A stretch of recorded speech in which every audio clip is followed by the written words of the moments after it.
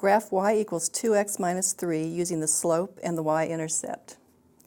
Well, this equation is written in the form y equals mx plus b. That tells us that b is negative 3. So the y-intercept is 0, negative 3.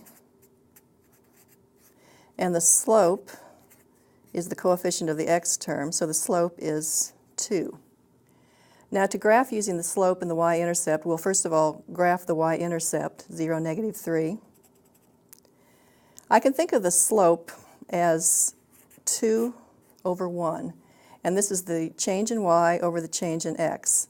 I can use this starting at the y-intercept. I can go up 2 units and right 1 unit to get to another point on the line, and that is the point 1, negative 1.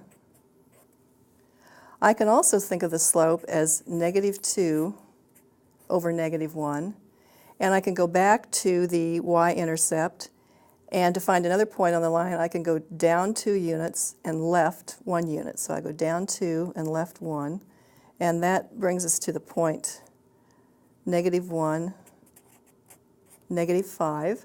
I have 3 points on the line, and I will connect them to graph the line.